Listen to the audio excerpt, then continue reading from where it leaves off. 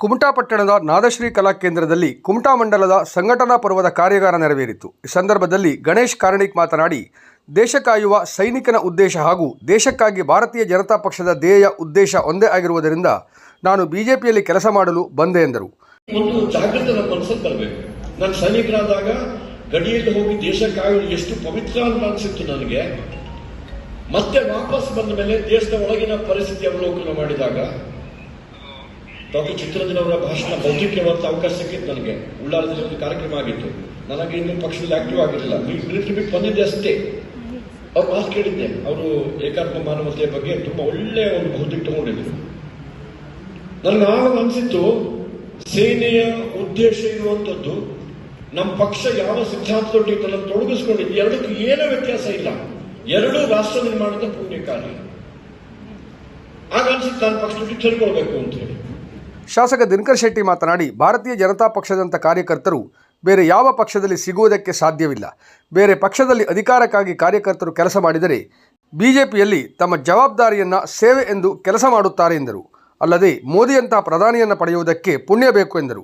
ಪ್ರಾಮಾಣಿಕವಾಗಿ ಪಕ್ಷದ ಯಾವುದೇ ಕೆಲಸಗಳನ್ನ ಕೊಟ್ಟರು ಸಹ ಬಹಳ ಪ್ರಾಮಾಣಿಕವಾಗಿ ದುಡಿದು ಕೆಲಸ ಮಾಡುವಂತವರು ಏನು ಅಪೇಕ್ಷೆ ಪಡದೆ ಮಾಡ್ತಾರೆ ಅನ್ನುವಂಥದ್ದೇ ಬಹಳ ದೊಡ್ಡದು. ಬೇರೆ ಎಲ್ಲ ಪಕ್ಷದಲ್ಲಿ ಹುದ್ದೆಗಳನ್ನ ಕೊಟ್ಟು ಅವರಿಗೆ ಆ ಹುದ್ದೆಯಿಂದ ಸರ್ಕಾರದಿಂದ ಲಾಭವನ್ನ ಸಿಕ್ಕಿದ್ರೆ ಮಾತ್ರ ಆ ಪಕ್ಷದಲ್ಲಿ ಕೆಲಸವನ್ನ ಮಾಡ್ತಾರೆ.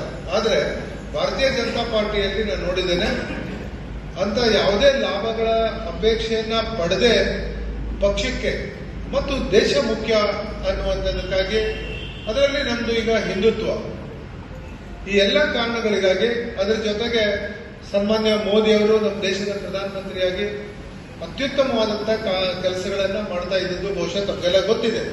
ಆದರೆ ಪ್ರಚಾರಗಳು ಸ್ವಲ್ಪ ಮಟ್ಟಿಗೆ ನನಗೆ ಕಡಿಮೆ ಆಗ್ತಾ ಇದೆಯೋ ಏನೋ ಅನ್ನುವಂಥದ್ದನ್ನ ಕಾರಣಕ್ಕೆ ಸರ್, ನಾನು ನಿನ್ನೆ ಬೆಂಗಳೂರಿಗೆ ಹೋಗಿದ್ದೆ.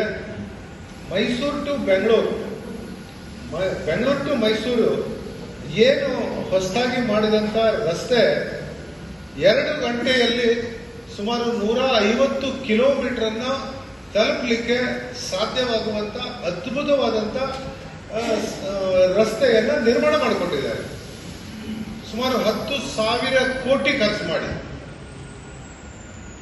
ಇದನ್ನೆಲ್ಲ ನಾವು ಸರಿಯಾಗಿ ಪ್ರಚಾರವನ್ನ ಮಾಡಿದರೆ ಬಹುಶಃ ಬೆಂಗಳೂರು ನಗರದಲ್ಲಿ ವಿಧಾನಸಭೆ, ಈಗ ಸಹಜವಾಗಿ ನಮಗೆ ಲೋಕಸಭೆ ಚುನಾವಣೆಯಲ್ಲಿ ಪ್ರತಿ ಸಾರಿನೂ ಮತನೂ ಜಾಸ್ತಿ ಬರ್ತದೆ, ನಾವು ಹೆಚ್ಚು ಅಭ್ಯರ್ಥಿಗಳನ್ನ ನಾವು ಗೆದ್ದಿರ್ತೇವೆ.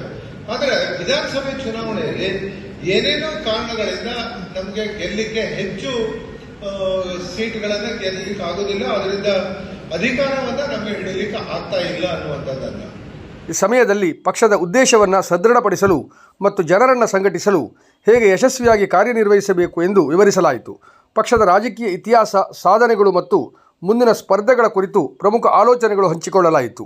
ಈ ಕಾರ್ಯಾಗಾರಕ್ಕೆ ಬಿಜೆಪಿಯ ಕರ್ನಾಟಕದ ಮುಖ್ಯ ವಕ್ತಾರರಾದ ಕ್ಯಾಪ್ಟನ್ ಗಣೇಶ್ ಕಾರ್ಣಿಕ್, ಜಿಲ್ಲಾ ಅಧ್ಯಕ್ಷರಾದ NS ಹೆಗಡೆ, ಜಿಲ್ಲಾ ಉಪಾಧ್ಯಕ್ಷರಾದ GS ಗುರುಗ, ಜಿಲ್ಲಾ ಪ್ರಧಾನ ಕಾರ್ಯದರ್ಶಿ ಪ್ರಶಾಂತ್ ನಾಯ್ಕ್ ಹಾಗೂ ಗುರುಪ್ರಸಾದ್ ಹೆಗಡೆ, ರಾಜ್ಯ ಶೈಕ್ಷಣಿಕ ಸಹ ಸಂಚಾಲಕರಾದ MG ಭಟ್, ಉತ್ತರ ಕನ್ನಡ ಸಂಘಟನಾ ಸಹ ಪ್ರಭಾರಿ ಗೋವಿಂದ್ ನಾಯ್ಕ್ ಹಾಗೂ ಎಲ್ಲ ಮೋರ್ಚಾ ಪದಾಧಿಕಾರಿಗಳು, ಮಾಶಕ್ತಿ ಕೇಂದ್ರದ ಪ್ರಮುಖರು, ಶಕ್ತಿ ಕೇಂದ್ರದ ಪ್ರಮುಖರು, ಶಕ್ತಿ ಕೇಂದ್ರದ ಪದಾಧಿಕಾರಿಗಳು, ಪುರಸಭೆಯ ಸದಸ್ಯರು, ಗ್ರಾಮ ಪಂಚಾಯತ್ ಸದಸ್ಯರು ಉಪಸ್ಥಿತರಿದ್ದರು.